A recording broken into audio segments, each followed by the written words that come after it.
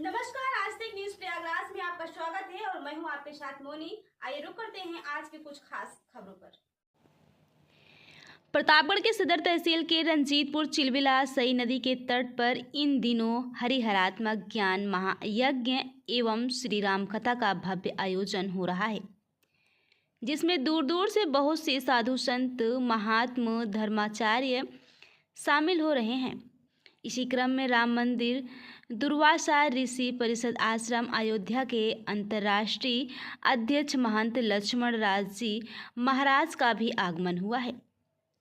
हमारी जुल्मास्त की टीम के आज तक न्यूज़ प्रयागराज के संपादक कृष्ण कुमार पांडे जी, प्रदेश प्रभारी Awanish Pandey ji, anchor in chief विद्या और मोनित जी ने महाराज जी से मुलाकात कर सनातन धर्म गौरक्षा एवं सच्चा बाबा आश्रम के महत्व के बारे में विस्तार से चर्चा हुई।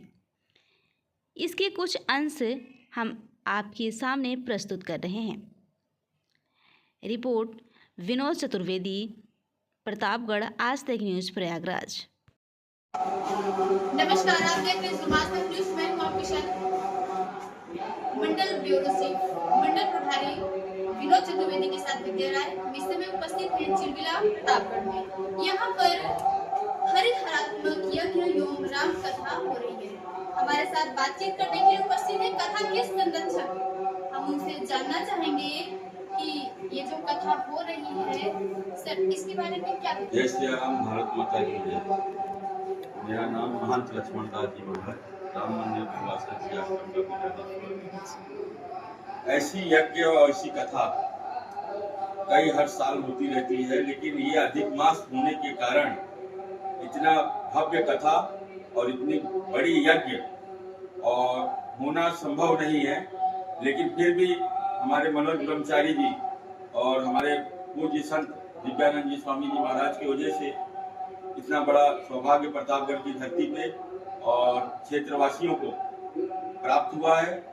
अधिक मास होने के कारण इस यज्ञ का नाम हरिहरात्मक विष्णु महायज्ञ रखा गया और इसमें प्रतापगढ़ के जितने भी भक्तजन हैं वह अन्य क्षेत्र से भी आ रहे हैं एवं प्रयागराज से, प्रतापगढ़ से, लखनऊ से और फैजाबाद से जहाँ जहाँ संभव हो पाया है वहाँ वहाँ इस कथा का प्रचार हुआ है।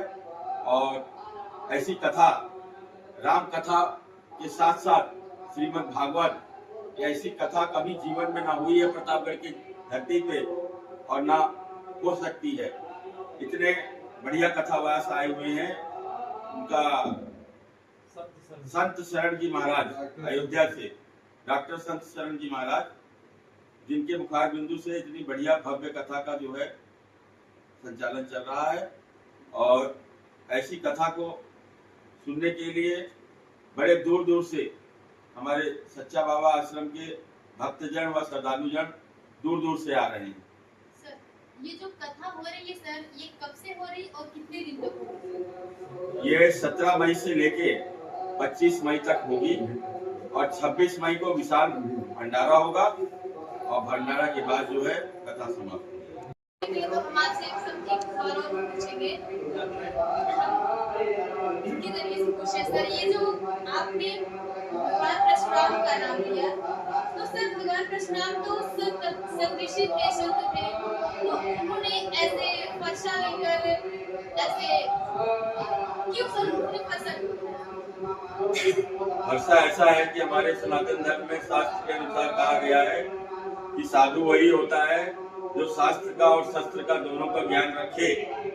तो आज हमारे जो इस सनातन धर्म के अंदर पूरे विश्व में माताएं बहने लव जिहाद का ये जो हो रहा है प्रकरण, इस प्रकरण को रोकने के लिए मैंने इस पर्चा का धारण किया हुआ है कि हमारे हिंदू समाज की माँ बहन और बेटियां जिनके साथ लव जिहाद हो रहा है इसको रोका जाए।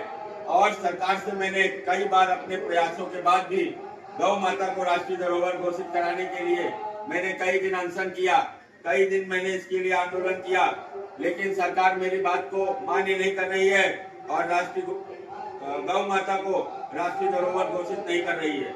अब जब तक गौ माता राष्ट्रीय धरोहर घोषित नहीं हो जाएगी। और हिंदू धर्म के ऊपर जब जब ऐसे गलत कार्य होते रहेंगे तब तक ये परशुराम का फरसा और परशुराम दादा हमारे साथ रहेंगे। और सनातन धर्म के प्रति मैं 24 घंटा अपना प्राण समर्पण करने के लिए तैयार बैठा हुआ हूँ। जिस दिन गौ माता को राष्ट्रीय धरोहर घोषित करा दिया जाएगा उस दिन मैं इसको गंगा जी में प्रभावित कर दूंगा। जय सिया राम। आप देख रहे हैं समाज तक न्यूज, हमारे मंडल प्रभारी विनोद चतुर्वेदी के साथ मैं विद्या।